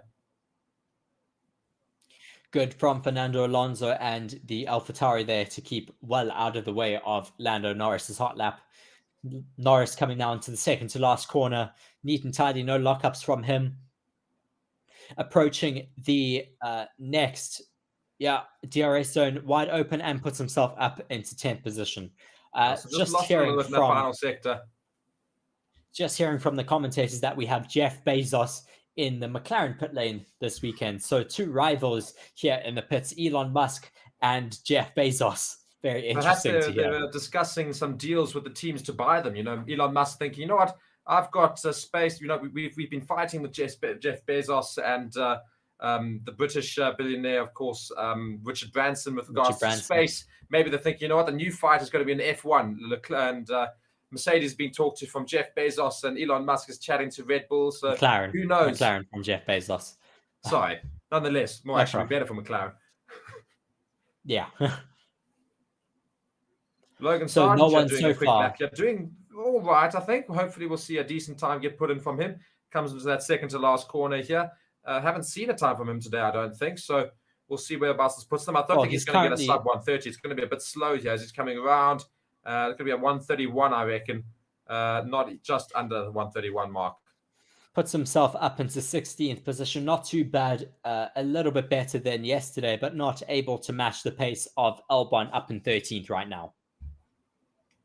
And Tsunoda also putting in a relatively slow lap, unfortunately not able to deal with this. Magnussen and Hulkenberg and those Haas's have not yet put any times on the board. The only cars not to do so. So hopefully they can start putting in some decent times. Just watching a replay here of Lewis Hamilton. I think he's going to lock up yet again, or looked at least maybe at the porpoising. No, big lock up on that left tire yet again. So Hamilton really not enjoying this session at the moment. Just keeps messing, well, not necessarily himself messing up, but keeps locking up and having issues with his car. So not a great station at all for Mercedes. And that can definitely be caused by the vibrations. I mean, when your car is bouncing and vibrating under braking, that's going to cause lockups. As we see Carlos Sainz going wide there in the sector where Charles Leclerc lost it yesterday and went into the wall. Lucky that he was able to keep it out. I think you see the difference there with Carlos Sainz and Charles Leclerc is a very similar instance, not nearly as bad for Carlos Sainz there, but you see Carlos Sainz couldn't really hold that left-hander, but rather than trying to correct it like Charles Leclerc did, he just hung it out and unfortunately just kept going wide, which is better to do than, of course, ending up in the wall as Charles Leclerc did. Not that Sainz locked up nearly as badly, but certainly a little indicator there of Sainz being a little bit wary of what happened to Leclerc yesterday as well. Yes, certainly Sainz being a little bit luckier there than Leclerc was yesterday. Still not a lot of action from the top teams right now as we have the Red Bull of Max Verstappen and the Ferrari of Charles Leclerc in the pits. Pierre Gasly as well in the pits at the moment, but quite a lot of running still from the rest of the team. Sergio Perez, Fernando Alonso, Kevin Magnussen, Carlos Sainz, George Russell, Valtteri Bottas on an outlap, Oscar Piastri, Lando Norris, Alex Albon, Lance Stroll, Joe De Vries, Sargent, and Tsunoda, as well as Hulkenberg, all still out on track. So pretty much every driver except for Gasly, Verstappen, and Leclerc. Yes, and yeah, because Ocon is now going back out on track. Yeah, just interesting there, of course. Magnussen as well managed to go around for his first lap there and put himself all the way up into 7th, quicker than Sainz at the moment. So fantastic lap there from Magnussen. His teammate Hulkenberg is going around, finishing off the second sector there, quite a bit slower than Verstappen's time, but I'll be interested to see where he finishes up in comparison to his teammate Magnussen. So, yeah, Russell on the just radio, hearing the just radio listening here, to him Russell say saying balance is okay, okay. just struggling for overall pace. So it seems that Russell's car has seemingly improved compared to yesterday, but Hamilton having the issues, of course. But Russell not able to put in a quicker time than Hamilton, notably. So we've got a yellow flag in Sector 3 as well. It's already clear, though, so I don't think there's any issues whatsoever. Hulkenberg goes over only in 16th place compared to Magnussen, all the way down in 8th.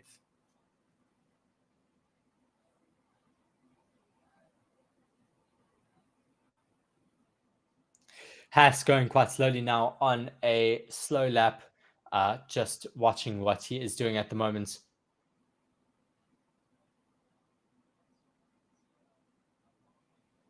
Just watching a replay here of Alex Albon. Oh, just having a big lock up there and missing the apex into the second to last corner.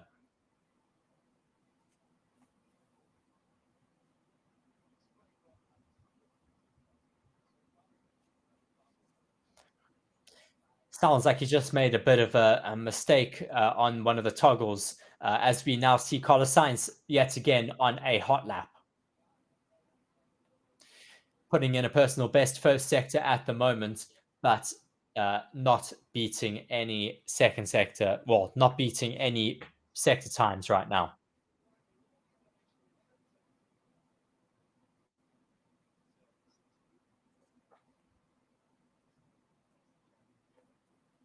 Carlos Sainz now putting in a purple sector in Sector 2. So that's quite interesting, of course, to note. So let's see whereabouts he can finish up in comparison to Verstappen. Verstappen, of course, got a sub 128. Sainz heading into the last couple of corners here of that third sector. Let's see whereabouts he can put himself on the track. It's just got 4 seconds until Verstappen's time. He's got to get there very quickly. Could be very close, not quite close enough. Oh my word, 128.1. So right up into second place for Carlos Sainz. Verstappen just 1.1 seconds quicker than Carlos Sainz. So not a bad lap at all. Yes, very close between the two drivers at the moment. I'm sure we will see Max Verstappen, though, coming out on track again soon to put in another hot lap. Just having a look at that fake marina there at turn 7. Just watching one of the commentators sitting there. He is so close, though, to that apex. It's amazing to see how close the spectators are able to get to the racetrack.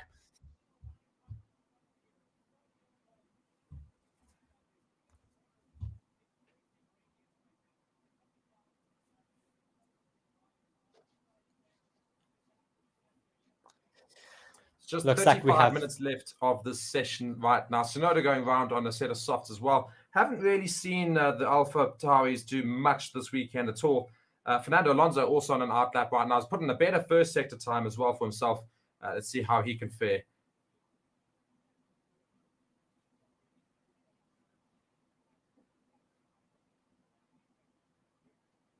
Tsunoda now finishing up his lap. Let's see where this puts him. He is currently in 20th position.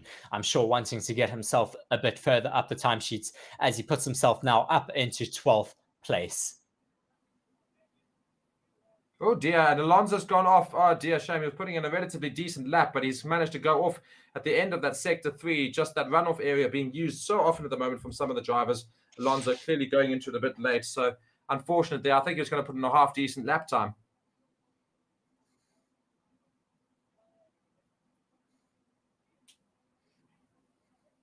Just hearing that the track temperature and the ambient temperature is coming up quite a bit. So that will be affecting the track times as well. I'm sure it is affecting the brakes, which is why we are seeing so many lockups from these drivers. Certainly affecting me as well. It's very hot in my room suddenly out of nowhere. So, I think I'm feeling the temperature rise as well. Bit of a moment from, I think it is Kevin Magnussen there, just keeping it out of the wall, luckily. But not looking very comfortable, though, for that Haas driver, as we see Charles Leclerc on an outlap to set some more fast lap times. So an interesting little piece of information here is McLaren's 400th Grand Prix start with Mercedes-Benz power units. How's that, eh? Yes, that's a very interesting stat. Oh, as we see the Haas having to weave around the McLaren, not very friendly of Oscar Piastri to get out of the way there. Maybe he has a bit of an issue coming down that straight so slowly, or just not necessarily thinking about his fellow drivers.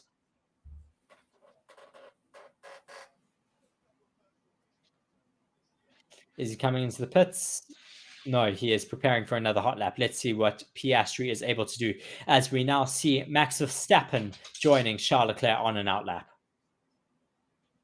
And Magnussen also making a very obvious statement that everybody already knows, and he's saying it's a lot gustier here today than it was yesterday. I think every single person watching could have told you that.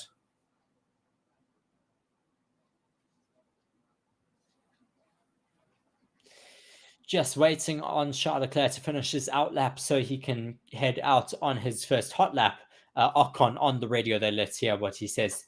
Ocon just saying the grip is picking up on track massively, just the track evolving quite a lot. So we should see some of the drivers coming out soon to put in some more fast laps.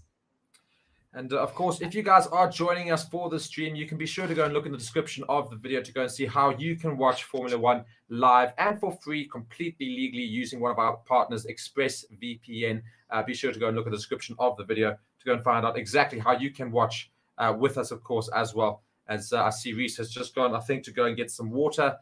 Perhaps I'm just going to keep going here. Piastri just 1.1 seconds behind Verstappen's time in that second sector, so not too far away as Albon goes all the way into 8th with a 129.1. So just following a Piastri here, going down that long DRS straight right up until sector 3 as he comes around here and coming up towards the end of the finish line. Let's see where he can finish. I think a 128 might be on the cards for him, maybe a 129. 129.7 for Piastri, so not particularly quick. A 16th place grid, well, fine finishing point for that lap. And we've got Vaynard Smith saying, hello, Almal. Hello, Vaynard. Nice to have you here. Nice to have you here in the chat, of course. And be sure to let me know which team you're supporting. Which team do you think is going to challenge Red Bull this weekend? Of course, we've got just over half an hour left of this session. So Verstappen on an outlap. And see Reese is back as well. And yeah, let's see how Verstappen can do as he's going around. My word, going very quickly into this first sector. Yes, looking blisteringly fast at the moment on that set of softs. I don't know if they're a set of new softs. I didn't see him on his outlap, but just watching keenly on his first sector time. Let's see if he is able to beat his own first sector. Looking super, super stable, though, through that left and right-hander into the long left-hander now. Oh, my word. Keeping it very nice and neatly as he is 2.2 seconds up on his fastest sector time at the moment. Fernando Alonso, though, coming into the pits here now. I'm not sure if you saw the rear wings wide open at the moment. Yes, Mark, what did you say? Sorry, I'm just not sure if you saw there, but the Aston Martin of Lance Stroll, I think it was, came into the pits and then roared out and had a serious drift right out of the pits. A big thing, and they're looking at it right now. A massive tire burnout there in the pits. So quite interesting that. I don't think it was meant to do that necessarily. He's just trying to get a bit of a practice there in terms of getting out of the pits, but really tore up quite a lot of rubber, as you can see there in the pits. Yes, possibly just putting some rubber down for the race on Sunday. You want to have quite a lot of rubber down there in your pit lane so that it's nice and rubbered up for when you do your pit stops. Max Verstappen, though, coming through the last corner now, pushing that DRS zone. DRS wide open. Does he increase his lead? Yes, he does. He now increases his lead by 0.4 seconds over Carlos Sainz for the fastest lap. So Max Verstappen very much running away with it in terms of timing here. So if this is a good indicator for qualifying, I think you're going to see yet another dominant Red Bull qualifying session this weekend. Carlos Sainz and Charles Leclerc, though, however, at least putting themselves up into second and third, respectively, a little bit quicker than Perez at the present moment. As I see Reese has grabbed a dog. So Reese has got a dog on his lap. So maybe that brings some good luck for Perez and he can get ahead of those two Ferraris. But right now, Perez does need to get ahead of them. He is on an outlap, so we'll see how he fares. Fernando Alonso in the pits here, currently third in the Drivers' Championship, of course, with 60 points.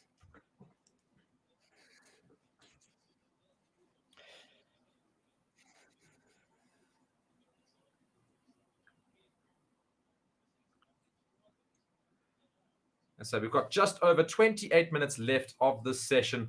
And Oscar Piastri not able to put in some very quick times in that McLaren. Neither did Norris. But meanwhile, Hulkenberg in the Haas has managed to put in a 128.1, I think it is. So he's all the way up into fifth ahead of those Aston Martins. So Magnussen needing to do some work there as Hulkenberg has put himself right up near the top of the bunch. Just hearing there from the commentators that Red Bull have changed Max Verstappen onto his third gearbox of the season. You're allowed a maximum of gearboxes throughout the season, and then you will pick up penalties after that. So Max Verstappen currently on his third of 4 gearboxes for the season. It's a bit of a scary thing. Do you think they're going through them at a rapid rate, or do you think they're just alternating them so they can go? Is it changing to a completely new gearbox that you can't do 4 times, or is it perhaps just rotating the gearboxes? So he's changing to a new gearbox, but I'm sure we'll be taking them into the factory and doing some rework on them, and then putting them back into getting very close there between Piastri and I think that was Sergio Perez coming out of his And box. what's interesting, there's Perez His completely mechanic telling him ignored to his. stop, and he still came out. Sorry, just saying, Perez completely ignored his team there. In fact, the team literally actually held his hand out, saying, "No, don't go yet," and he just went ahead anyway. Yeah, exactly as what I said. As Nico Hulkenberg coming to start a hot lap here.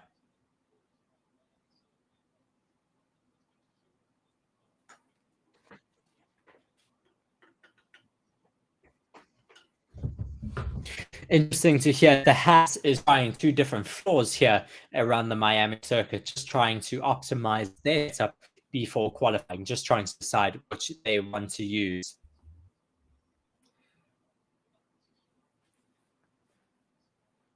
As we've seen, Perez on a hot lap, not improving on Max Verstappen's time, but improving on his own personal bests at the moment. Now, Perez looking very comfortable right now on the track. They're not quite at the same pace as Max Verstappen, but if he continues on as he is, he should hopefully get ahead of at least Leclerc, perhaps Sainz as well. Just see how he does in this last sector. Just coming up towards the 25, 26, 27, and he crosses the line quicker than Leclerc, but not quicker than Sainz, as I thought it might be. So he pushes himself into third place.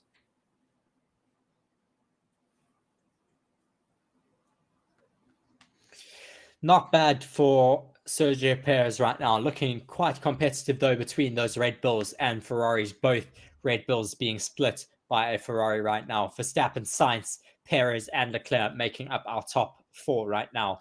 Closely followed behind by Nico Hulkenberg in 5th, Fernando Alonso in 6th, Lance Stroll in 7th, Pierre Gasly in 8th, Alex Albon in 9th, Lewis Hamilton in 10th. Quite an interesting top 10 there. Quite a lot of different teams making up our top 10 at the moment. I was about to say, what's interesting, of course, is the fact that we've got a Haas right up there in 5th, which is very abnormal for that team, of course. Hulkenberg doing very well with that lap there. Still got 24 minutes left of the session, so lots of time for people to try and get ahead of him. I'm hoping the Aston Martins can find some more pace still, because I'd really like to see them challenge the Ferraris at least. And get right up there. But I think they do have a bit more pace to find. Watching them all, I still think Alonso can find a little bit more pace out of that Aston Martin. So hopefully that does happen. As we see Russell now, of course, in the Mercedes, who've not had such a great session so far, starting a very quick lap on the set of softs. So let's see how he can fare with regards to those times.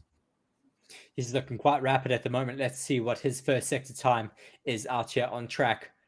Should be coming up any second. Yes, 0.3 seconds off of Max Verstappen at the moment. If he keeps this up, he should put himself up into 2nd position right now. Let's see how the rest of his lap goes, though. Problem is, I think the Mercedes lose quite a bit of time in that second sector compared to the other teams, because we have seen Hamilton struggling with that middle section chicane, here, yes. with those tight turns. I think Russell handles it a lot better. He does indeed handle it a lot better. So let's see what time he can put in that second sector. Oh, just still bouncing a bit over that chicane there. Just hearing him on the radio saying lots of vibrations on the steering rack through that high speed, I assume through the high speed chicane. Not going great for him right now. He will be feeling quite uncomfortable as he does have a yellow middle sector, so not improving at all on his middle sector right now.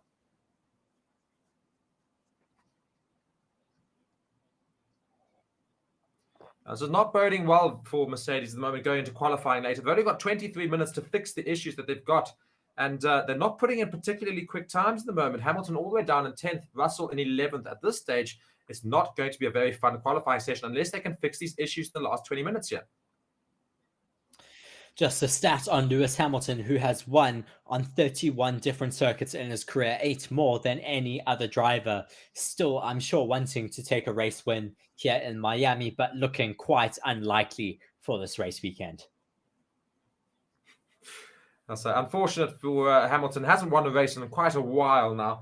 Yeah, I'm sure he's searching for that race win, but I don't see it coming anytime soon unless there's some major problems with regards to the rest of the grid. But interestingly, of course, is that rain is scheduled for tomorrow. So that could put a big dent in some of these plans for some of these teams. And we'll finally get to see who's quickest in the wet, because we haven't seen that yet. Do you know when Lewis Hamilton's last race win was, Mark? Because No I clue. know the stat. It's been too 2021 long. Saudi Arabian Grand Prix. The Saudi Arabia 2021.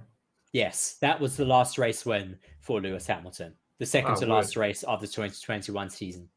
A long, long time ago. Not in the galaxy far, far away, though. Very uncharacteristic for Lewis Hamilton to go so long without a race win. I'm sure he will be itching in that Mercedes car, just wanting to get back to the top of the timesheets. Doing half decently here on this lap attempt. Hopefully he can nail this middle sector, which he's really been struggling with. But the first sector, not too far behind Max Verstappen, only 0.2. But this is the section that he keeps messing up. That tight chicane seems to nail it a bit better this time around, riding a little bit of that curve, but enough to allow the car to keep going with its pace. And still 0.6 seconds now behind. So they do lose time, those Mercedes, in that middle sector. It's a bit of a problem. But let's see how he can end off the session. And I don't think it's going to be that much quicker. Perhaps he can try and fight it out with the Aston Martins in 6th and 7th, but I don't think so. I think he'll be further back. Won't be that much quicker of a time than his current one.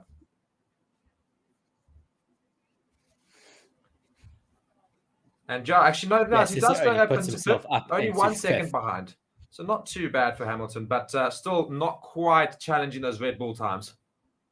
No, not really.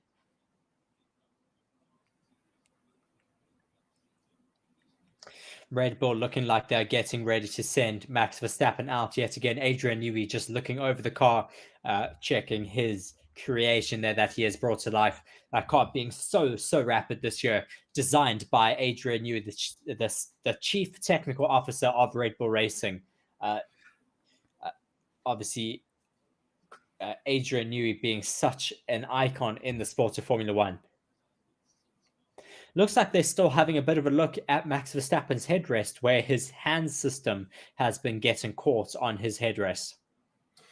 Yeah, so Adrian Newey very much looking over that and just making sure that nothing is a problem. It looks like an Aston Martin is on a very quick lap there. Hopefully it's going to be a quali attempt lap and maybe an improvement on some time. Sargent also out right now on the track, just doing an out lap. I think it doesn't look particularly quick. And Alpine there also going. But no, the Aston Martin seems to have slowed down of Alonso. He had a bit of a mare in the first sector. I wonder what happened.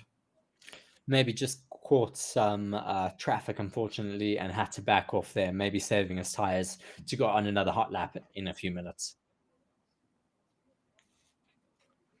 So just 19 minutes left in this session. Still quite a bit of time for some teams to get some good quali sims and some race sims done before then. Most teams will be heading into quali sims, though, I'm sure, just to try and get a feel for the quickest way around the track as we get to qualifying later this evening, which, of course, you can stream here on Forever Sports. Me and Reese will be back here, of course, for that, and very keen to see what happens with regards to that. Will McLaren somehow manage to get the way out of the bottom 5 at the moment? McLaren not doing very well today. Hamilton on the radio saying we seem to be losing a lot more on the straights. and his engineer getting back to him saying, yes, copy, we'll have a look at that. Not very good news or very good chat coming out of Mercedes at the moment. Of course, Hamilton up in 6th, but still nowhere near where he would like to be at the moment. It's a hell of a lap, by the way, from Gasly, just sneaking in there into 4th place, just 0.8 seconds off of Red Bull. Alpine have been very impressive this session so far, putting some very quick times in. So maybe they're ones to watch for later. Yes, we've been speaking about them all weekend, and they do seem to be quite rapid. So we should keep an eye on them throughout the rest of the session, as well as qualifying in the race tomorrow. Lando Norris on a hot lap. Ooh, big moment coming from Lando Norris. Very lucky to keep it out of the wall. I'm sure his heart rate level just went up maybe about another 100 BPM there. My word, that could have been a horrible end to the session for Lando Norris there, but it does manage to keep the car under control. Big correction, and the car really flying at that point when he has to make it as well. Flat out into a left-hander, and then loses the car almost completely. So it does well to keep it out of the wall and out of any sort of damage. But yeah, those tires will be a little bit damaged now as a result. But yeah, it could have ended a lot worse for Lando Norris. Yes, definitely could have ended worse for Lando. Lucky that he was able to keep it out of the wall and just ended up destroying that set of tires rather than destroying the entire car.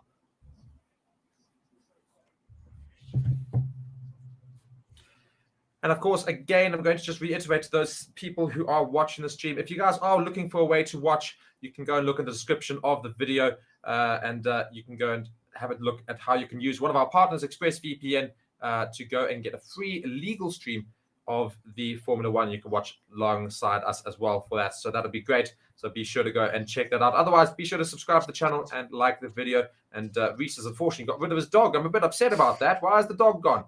It's getting hot. She also kept licking me. They're putting himself up getting into 14th. Not too bad. A sub 130 there for Sargent finally. But not a brilliant showing for Williams so far. Albon up into 11th, so that's not too bad. But I think Williams will be hoping to be higher up a little bit. Perhaps James Rolls, the team principal of Williams, looking on. We have Sergio Perez on an out lap at the moment. Also, George Russell getting out back on track.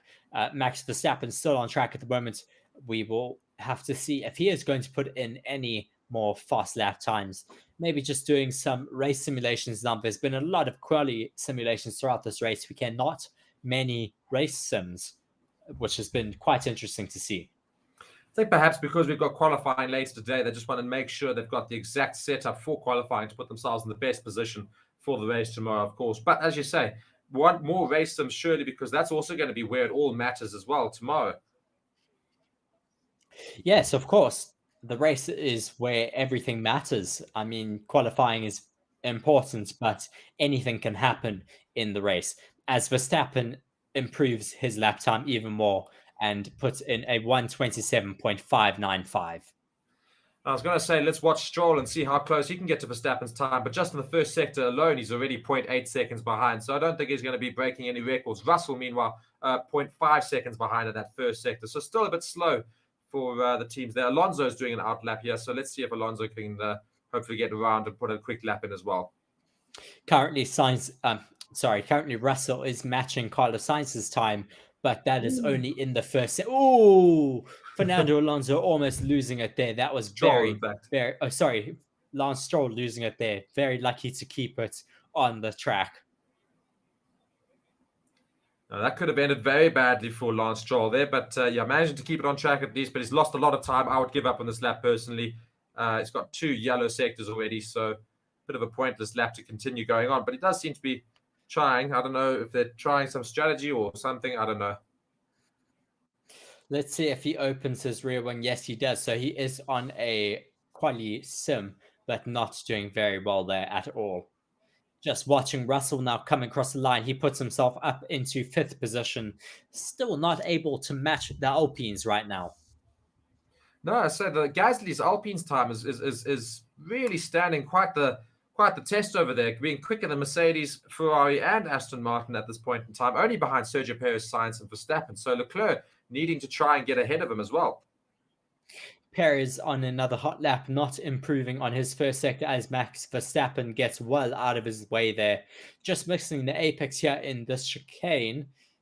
Seems to Now have given into up his the lap. next tight chicane. Yeah, looks like he has really backed off now.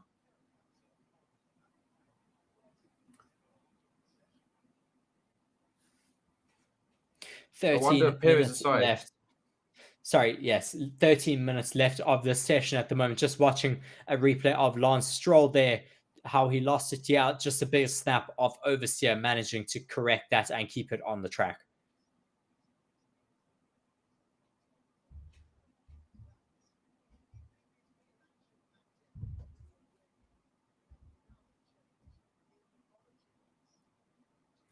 So just less than 13 minutes left of the session. So not much time left for teams to get some strategies done and some race sims done. So hopefully teams will be coming back into the pits ASAP if they're wanting to try and get out there for some other simulations. Otherwise, we're going to see the last few attempts in terms of whatever the teams need done in this practice session. Of course, just over 12 minutes left until then. Currently, we do see Verstappen up in the lead very easily. Sainz in second and Perez in third. Gasly, interestingly, of the Alpine in fourth. Russell in fifth. Leclerc sixth. Alonso seventh. Hamilton all the way down in eighth. Hülkenberg doing decently in that ninth place position. And Ocon rounding off our top 10 with that Alpine car as well. Bottas on another hot lap at the moment. Let's see what he does now coming into the last sector. Tsunoda also on a hot lap. Looks like people are putting him some good personal bests. Bottas now up into fifth position. We certainly have a lot of evolution happening out on track. So we will see some cars leapfrogging others. That is for sure right now. So if currently Bottas our top. Sorry. Carry on there, Mark.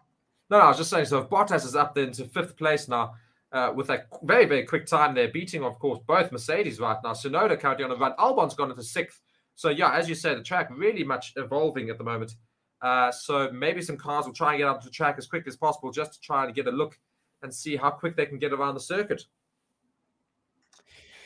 Looks like Max Verstappen is currently on a bit of a either a slow lap or a warm-up lap. Looks like he has some graining, though, on that front right. Rarely on a slow lap here, so I think he may be coming into the pits.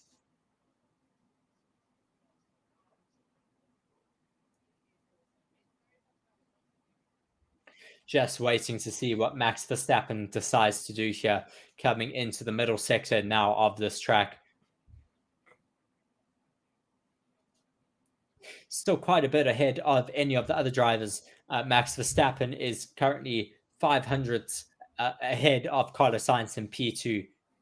Just watching a replay here of George Russell. What does he get up to here in the first corner? Gets the apex nice and cleanly, corner 2 and 3 also. And then just saying on the radio, I cannot get through turn 2, so much hopping. So he's not happy with the balance of that car, just porpoising. We see how he misses quite a few of those apexes, probably down to that porpoising. Alonso here perhaps gearing up for a fast lap attempt. I'm really, really keen to see this. If the track is evolving so much, we see Gasly, Bottas, and Albon, of course. Bottas and Albon recently putting those times in 5th and 6th. And if those are anything to go by, hopefully, whilst Alonso starts this fast lap attempt, as we see his DRS start to open as he gains some speed going into the final corner, maybe we see Alonso start to threaten the top 3. Yes, it may be possible, but of course, if those top 3 decide to come out again and put some representative times, then they should be quite a bit quicker. Max Verstappen, I haven't seen him go into the pits yet, so he may be also putting in another hot lap.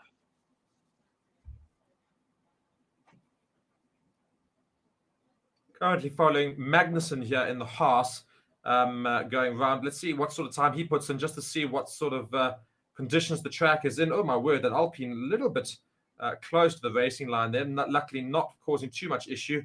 Magnussen there just 0.4 seconds behind Verstappen. So I think, yeah, as I said, the track is currently performing quite a bit quicker than it has been throughout the session. So quite a good time to get out there and do some quali sims for all of the drivers. Just 9 minutes left, and I'm sure they'll be aching to get out there and put some decent quali sim times in. Magnussen going round into the second sector now, looking relatively comfortable in the Haas. The Hat's looking quite rapid around this track so far, keeping it neat and tidy into that very tough chicane section. Now into the corner before the back straight, approaching now the DRS zone, coming through the second sector timer, 0.6 seconds off of Max Verstappen's time right now. If he finishes with the current delta, he will finish ahead of Pierre Gasly in 4th position. See how he handles the final couple of corners here. Max Verstappen has yet again improved on his lap. One more time. Not taking much out of it, still in the 127.5 second mark, as Magnussen now crosses the line and puts himself up into 8th position. Not bad for the Haas of Magnussen. And I'm still just waiting to see whether or not Alonso can get around the track. I'm hoping he would have crossed the line by now, but clearly not managing to improve on his time, or perhaps gave up on his lap, or maybe didn't do a lap at all. Hulkenberg just on the radio asking his engineers to check the floor, because he said he did clip the one curb quite hard. So just worried that he may have damaged the floor a little bit. Hopefully he hasn't. But just following, I think it is Kevin Magnussen just ramping it up again for another hot lap or to come back into the pits. Both McLarens and Russell are currently in the pits. So McLaren not having a good session yet again. So really going to struggle this weekend, I think, unless Lando Norris can perhaps pull something out of the bag in qualifying later. Just watching that replay there of Hulkenberg, Ooh. my word, yeah, it does slam Looks right into quite that rough wall on as it board. goes. Just watching. Whoa, big lockup for Lando Norris into turn 1. Yeah, that's probably why he's in the pits. Yes, I haven't seen a double lockup like that in a very long time.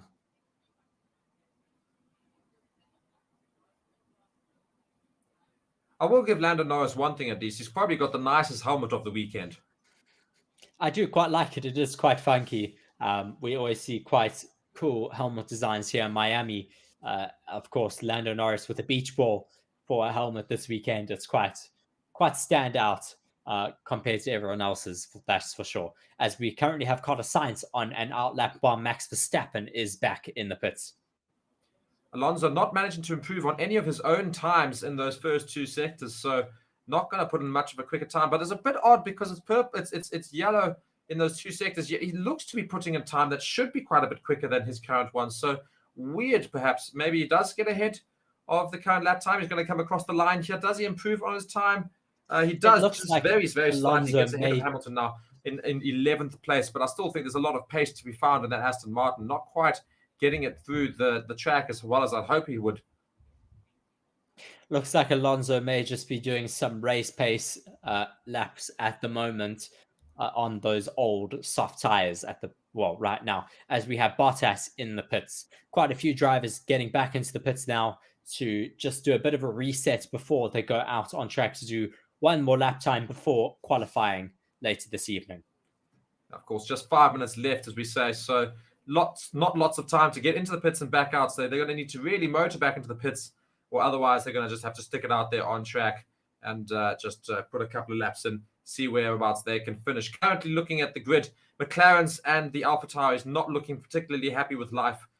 Sargent there in 16th, Zhou in 15th. The Aston Martin's looking rather slow this session, but perhaps they've not been doing a lot of quali sims. Sargent just saying on the radio, I'm really struggling to drive this at the moment. The balance is all over the place. Just not getting to grips with this car right now.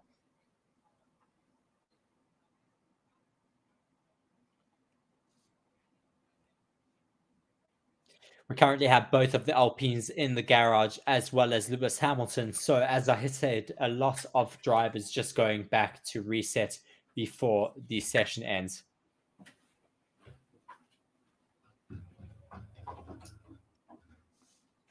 A lot of cars making their way into the pits quickly just to go and have perhaps a tire change, a couple of looks at the car, see what they need to do. And 4 minutes left. Not too much time to go and do some stuff in the car before they make their way back out for a final attempt. So we'll see what happens here. Verstappen, Ocon, Gasly, Bottas, Alonso, Hamilton, Sargent, Piastri, and Norris, all of them in the pits at the moment.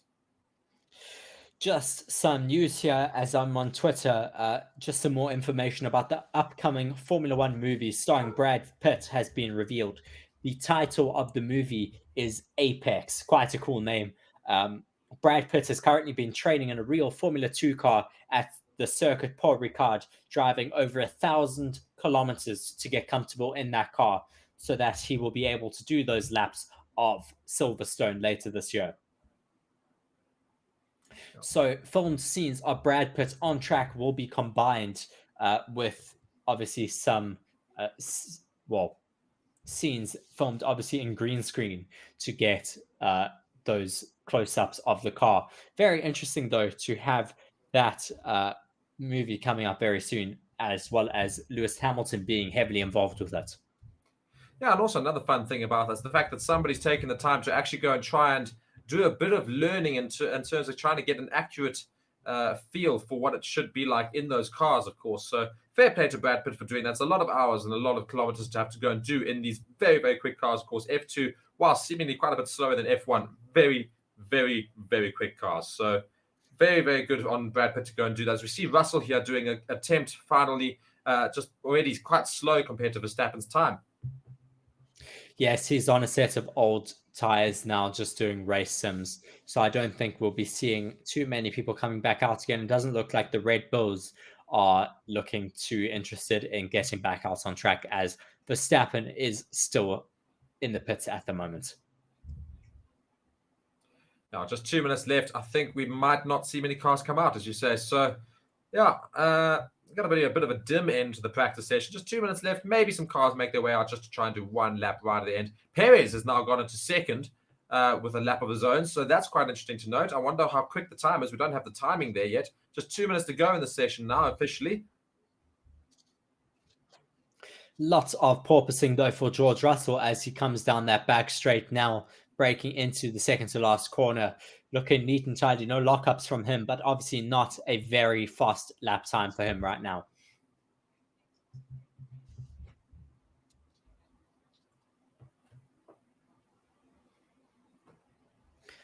That black Mercedes looking neat and tidy out on track on those old tires. Max Verstappen, though, on an out lap. We thought that they would not be interested in doing another lap time, but they are.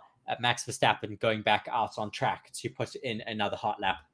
And Super 23 here is just saying De Vries is last on the chart. It's not surprised. Yeah, De Vries, not really seen much of him today or yesterday. Not putting in particularly quick laps. Of course, he is in a very slow car in that AlphaTauri, but not quite living up to the expectations that a lot of people had from Nick De Vries. But nonetheless, currently sitting last on the grid. Leclerc pushes himself into second, just 0.4 seconds away from Verstappen. Verstappen is on an out lap, and perhaps he can improve on his time just one more time as well.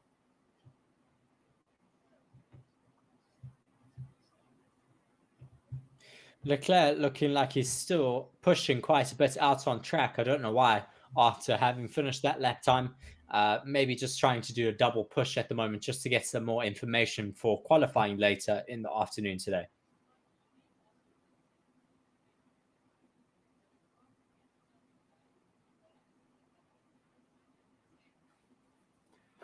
So yeah, board here just saying, Lando, would change my dad to take a picture with you? So not sure it's a fair exchange. Shame.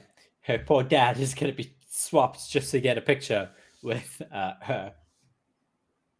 Lando Norris here just trying a quick lap right at the end of the session. The session is now officially complete, but of course, if you went over the line doing a lap, you can go around one more time and then have some race Max start. just not getting over the line before the practice session ended, so he will not be able to do another hot lap.